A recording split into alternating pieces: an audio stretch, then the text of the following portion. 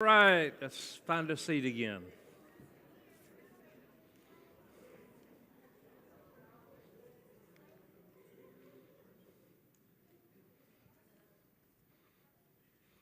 Again, it's good to see everybody. We'll have got classes after this, and then we got hot dogs and hamburgers for lunch. So, I encourage you to stay. Let's see. Something's not clicking there. All right.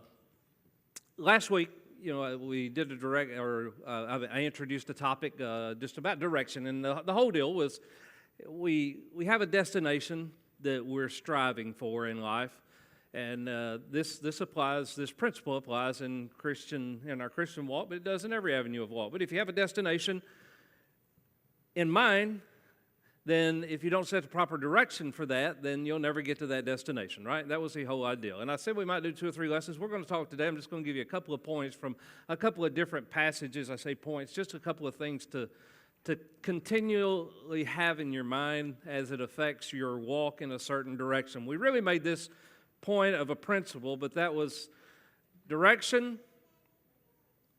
determines destination, not desire. True what we focused on last week, right?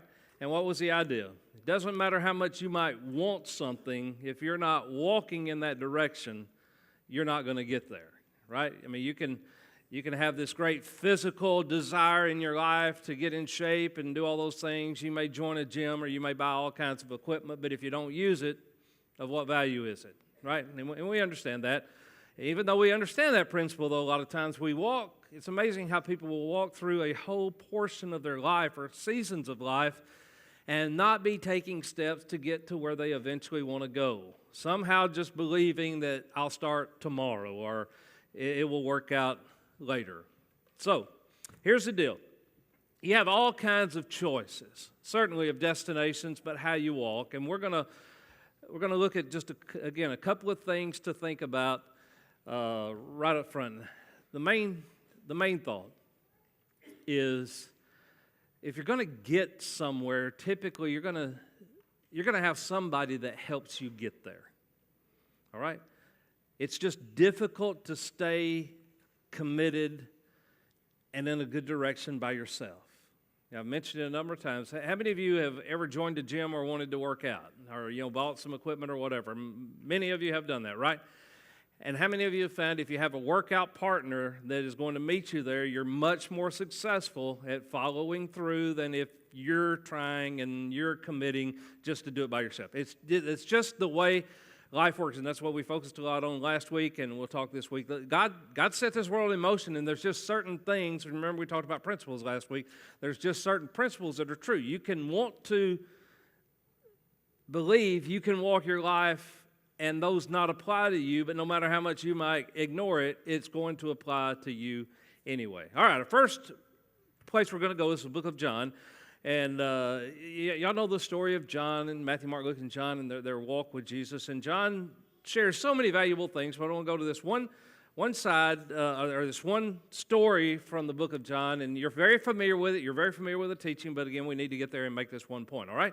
Jesus y'all know Jesus ran a 5K? He had just finished a 5K. And so after he'd finished his 5K, we find this packed, y'all are wondering what's that? He fed 5,000. Y'all don't get that, right? That's a 5K, all right? When they had found him on the other side of the lake. So after Jesus had fed those, you remember, he goes, so many times he was trying to get away from the crowd. I want us, as we talk about this, always try to keep in mind that these stories are real stories. We were talking about this Wednesday night at our house. We sometimes when we approach the Bible, we take these like they're special stories, and we struggle to put them in the context of the history at the time. These are stories, again, of history. They're history stories that just made it into the Bible by the intent of God for a particular reason. I'll tell you a couple of things about the lady that lives behind us, but she was over at the house. She started coming to our small group. I've mentioned her. Zara's her name. She was raised Muslim, and that's where the family is. And so it's really neat talking to her. But she'd come over Thursday afternoon. I get ready to cut grass. She starts talking, and she's trying to read the Bible and comprehend, and she's reading different parts, but she asked me this. She said, I've been reading some in the Matthew, Mark, Luke, and John, and my question is, are they real people? That's pretty interesting, right? And again, that has been spurred by some other conversation, but it's important for us to keep in mind, these are real people, just like us, all right? And this story that we're reading is a story just like might happen in your walk of life every day. But, so Jesus has gone to the other side of the lake. He's trying to get away a little bit, but they found him on the other side, and here's what they asked him. They said, Rabbi, when did you get here? Again, as you go through and read Scripture and you try to comprehend the story, try to stay with the story. Jesus, I know sometimes I can be more blunt, and Chris reminds me often that I can be more blunt than I should, but I typically just go right to the point, all right? And Jesus is very much that way. I think he had a way of being kinder at times about it, but if you take what he just told these people, I want you to put yourself in this story, all right? They found him on the other side of the lake, and they're trying to engage in small talk, right? I mean, it's, hey, Rabbi, when did you get here? Very truly, I tell you, you are looking for me not because you saw signs I performed, but because you ate the loaves and had your fill. I mean, that's pretty blatant. It's like they're trying to engage in a casual conversation. He said, y'all only followed me to the other side of the lake, not because you're interested in the spiritual signs that I put before you, but you like the fact that I gave you something. You like the fact that you were hungry, I gave you food, and you're over here, and that's what you're wanting is more food. That's pretty much what he says, all right? He's just cutting to, all right, here's the point, all right? And the point is, y'all are not really interested in the spiritual. You're interested in the physical. What can you do for me? I know I talk this over and over, but that is such a gospel that people around us in our culture, in our society, we are such a consumer mentality. I won't say every, there's always exceptions. Almost every time I hear somebody describing the church they go to, it is because what it does for them. You know, well, I got to leave here and go over there because I get more out of it. Well, that's a consumer mentality. There's nothing about Jesus to where we're to be consumers. We're to be servers, right? These people, though, are pretty fascinated with the miracles of Jesus and the consumer mentality of it. You know, Jesus didn't perform miracles for those purposes, so he wasn't just giving people stuff. His miracles, for the most part, were a sign of something. They were a teaching in it, and we won't get into that. But he didn't like the 5,000 he fed. He didn't just feed them because they were hungry. There's a picture and a purpose behind it. All right, though, then they ask him, what must we do to do the works God requires? And they're asking, okay, you know, how can we do this? All right. He said, the work of God is this, to believe in the one he has sent. Again, as we go through this, there are so many powerful lessons that we can make, but there's a whole teaching here. He said, well, so what is our work? Because we're always trying to figure out what work is required for us to be, you know, faithful, for us to be found right. What is it? Y'all get with me, all right? What is our work? To believe. Something you believe in, what do?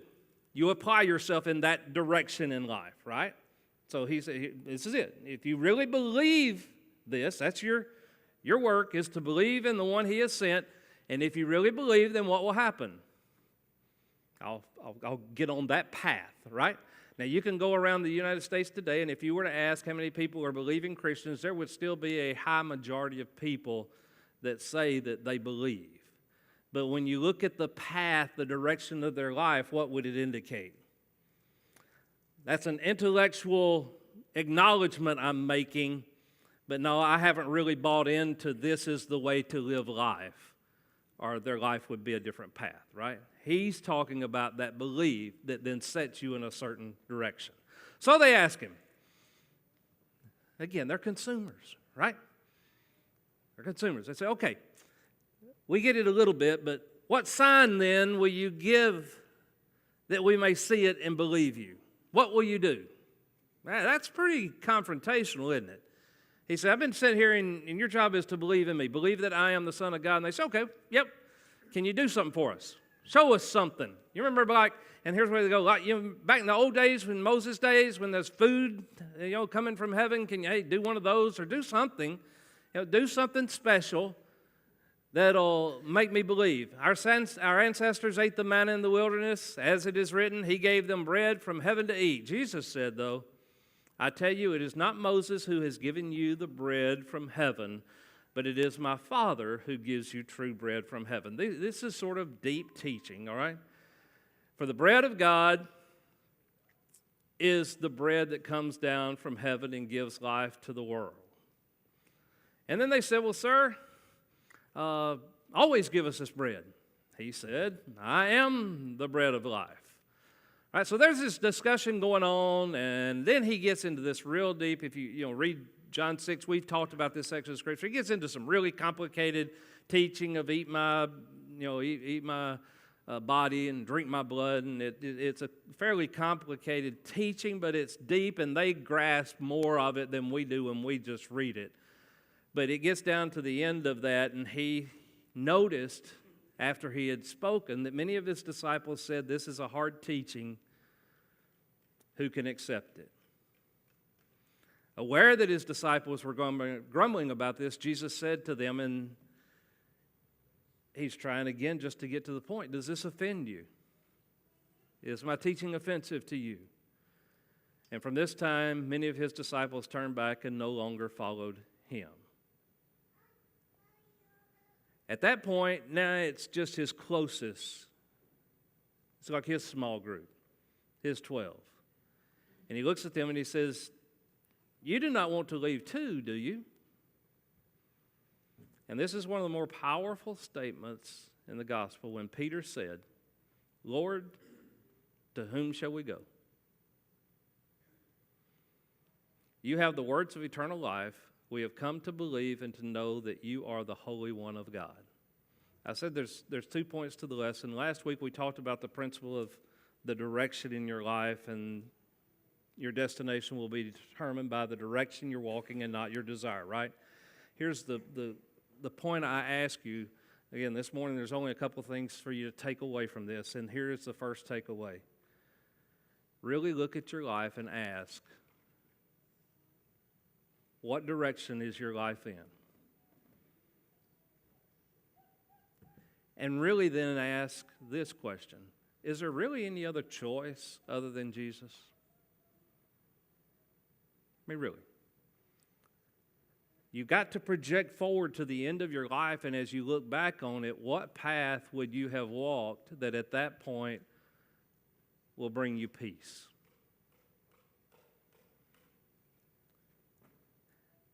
You may have had the opportunity, I have just over years of ministry, like Nikki and Herschel, and look at others that have spent a number of, a good bit of time near people when they're facing the end of life. Nobody ever says, I really wish, instead of getting that 2-year-old SUV back in 2016, I really wish I'd have went on and bought the new one. Or nobody has some regret over which house they chose to live in, right? I mean, we know this is practical. We know it's true, right? Y'all agree? We know it's true. And if we know it's true, then why do we continue on a direction and on a path that will not take us to that destination that when I look back and I'm living toward the end of life, I can live without regret? That's all he's asking us. And this is really what Peter said. Peter's saying, yeah, we would really like to go. We're sort of, this isn't working out exactly like we anticipated. Right? I mean, that's what he's saying. But he said, we have looked at it, and that means they've sat probably as a group and talked apart from Jesus and said, what, really, are we doing the right thing? What do you think? Is he the one? They've had these conversations among themselves, and Peter at this point is ready to blurt out their conclusion. All right, we may not always be thrilled about it, Jesus, but we really don't think there's another place that we need to be right now. We really believe this is probably the best place for us. That's what he's saying. And that's a very practical yet a very honest answer. And again, our first takeaway is look at our lives, right? And ask yourself, because you may be making a different choice, ask yourself, Is this really worth it? All right? Now I want to go to this. Is the second point. I was at first intended to make maybe 2 lessons out of this, so I just put them together, all right? So the second point is totally not related to the first one, but is in another just extremely important point about direction in life. And here it is. We are so controlled in our actions, in our direction, in the path we walk by emotions. Okay? And I don't believe people are any better or any worse than they've ever been, but I do believe this. We probably live in an era, a time when there are so many distractions that want to appeal to your emotions to keep you from being on the correct path. You know what I mean? I can't even drive down the road without seeing all kinds of billboards, right? And what are most of those billboards doing? It's just like a commercial on TV. What are most of those doing? In just a short period of time, they are trying to appeal to you to go a certain direction, but the way they do that is by influencing your emotions. Okay? And what happens then is we get so distracted by the things on the path that we're not even sure what path we're on any longer. We don't really even know where we're going any longer. So what I'm saying makes sense? You hadn't figured it out yet? All right, well, I'll help you because Christy loves it when I use her as an example, all right? So like when we're driving down the road and we go to some new place, or we can even be in Huntsville, and we were in Dothan a couple weeks ago for a tennis deal, and we're headed from the hotel to the tennis courts, about to play in a state championship type of play, all right? And what do you think she notices? Ray, there's a little boutique over there, but I bet that would be nice. What is that? She knows what boutiques are, and some of you do too, and you're influenced, and it excites an emotion within you, right? And so you're on a direction, but what happens now? Something attracts you that appeals to your emotion, and you have to make a decision. This was an easy decision for her to make because I was driving the car, all right? In other words, it's not turning into the boutique, right? But in life, as practical as that is, that's so true. In life, when I'm headed a direction and something appeals to me in an emotional way, it can easily take my mind off the path. And then once I get my mind off the path, I may start even down a different path, and I won't even know I'm on a different path. Because here's something, I didn't put this up here, but this is powerful, all right? Let me ask you this. Have you ever seen a boy and girl that like started dating when they're 17, 18, 19? I mean, it doesn't really matter the age. They could be 25. They could be 35. But you've seen somebody that started dating, and you knew when they dated that hey, it's not a good idea for these two people to be together. But, you know, they're just dating. It'll all be all right? But then they get emotional about each other, and they fall in love. They believe. Maybe they are, maybe they aren't. But at that point, try to have a conversation with one of them about it being a bad idea to marry that person, right? And what happens? When we get into an emotional situation, our defenses go way down. Our ability to resist something that we shouldn't, when I'm attached to it emotionally, my defenses go way down, and my defensiveness goes way up. In other words, if somebody tries to talk to you about it, you will get mad. You'll get angry fast, and you will cut them off, and you'll have all kinds of reasons about why this is good. When we do turn into the boutique, you know why it's good, Ray? It's 40% off. By the way, this is just a tangent, I always tell you. Sales are only there to influence you to do something you wouldn't have otherwise done. Did y'all know that? It's the only reason anybody ever puts anything on sale. is because they know at the regular price you would not buy it because you know you don't need it. If you needed it, you would buy it at the regular price. So they lower the price, they sell it, so you will make a decision you would not otherwise make, believing you got a great deal. You didn't get a great deal because you didn't need it in the first place. Now, the only time there's an exception to that is when you need something and it happens to be on sale at the time you need it. Then you've accomplished something, all right? Make sense? Y'all don't care about those lessons, do you? I'm telling you.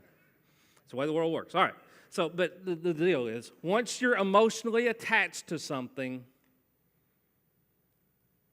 your defenses go way down and your defensiveness goes way up. And I've mentioned this before, and I know I pick on Christians sometimes, but awareness is what starts that emotional journey. You know? And I don't know how many of you are like other people in this regard, but if you stop and go into the boutique and you've seen it, you have to buy it. You cannot talk yourself out of it. So the only way to stay out of it is what? Never walk in the door. Don't ever say, and I know I'm using this in a shopping respect, but just in life in general, don't ever say, I'm just going to go look at it. No. Because once you've looked at it, you have started that direction. Don't think it won't impact you. Now your emotions start acting in you, and you really lose the ability to control that, all right? Now here's what Paul said in Galatians. He said, you, my brothers and sisters, were called to be free. Now, freedom's important, isn't it? Wouldn't you like to be free? I mean, feel free, wouldn't you? Yeah, we don't like to be bound. I don't like somebody telling me what to do and what not to do. I like freedom, all right? You, my brothers and sisters, were called to be free, but do not use your freedom to indulge the flesh. Why? He says, rather serve one another in humility and love. For the entire law is fulfilled in keeping this one command. This is, again, there's so many powerful things in all of the Bible, but again, we go back, I want to keep the commands. Well, how do I do it? He said, it's all fulfilled in this, love your neighbor as yourself. All right, that's pretty good.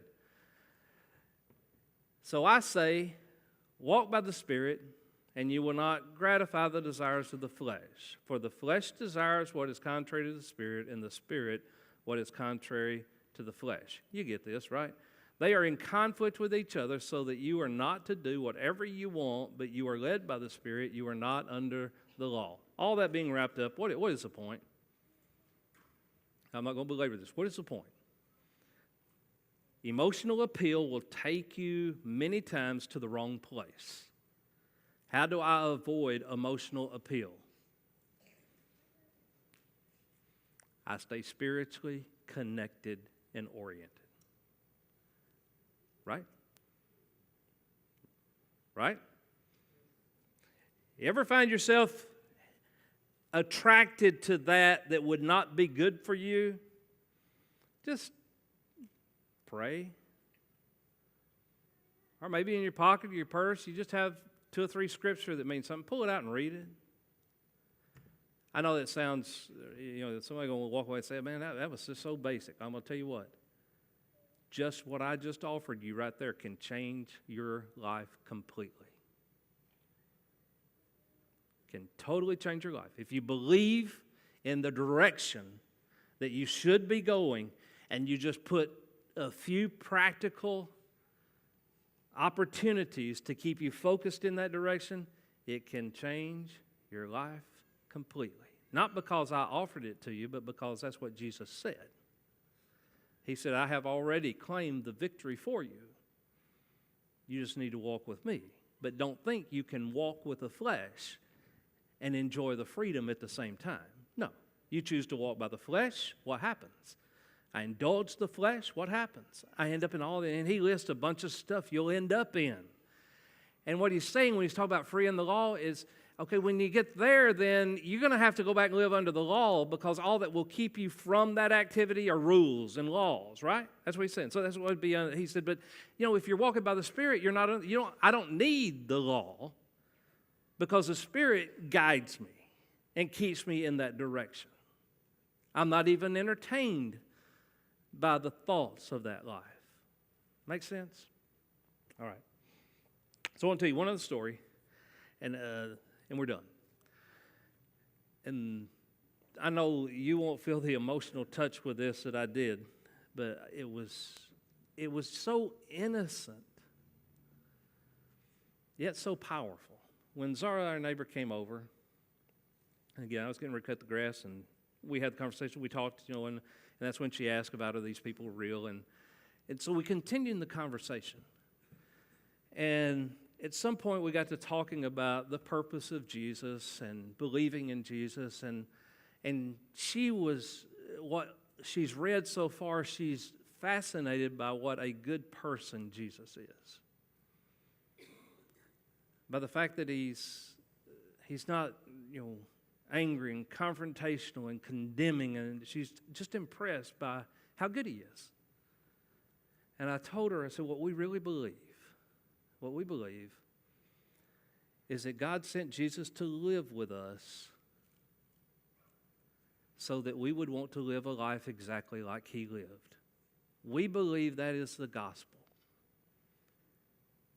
And she looked at me, and her exact words were, I want to believe that too. That's our invitation. Do you want to believe that? If you want to believe that, give God and Jesus, give them the opportunity to grow and thrive and live in you. If you don't want to believe that, you will be one of those that intellectually acknowledge, I believe in Jesus, but your desire really will take you somewhere else because that's your desire and not your intention. All right? That's the lesson. So we all have the opportunity to respond to that inside. What do you really, you get it? You hear it? It was powerful what she said. It's not what I believe, it's what I want to believe. Do you really want to believe in Jesus? Let's stand and sing.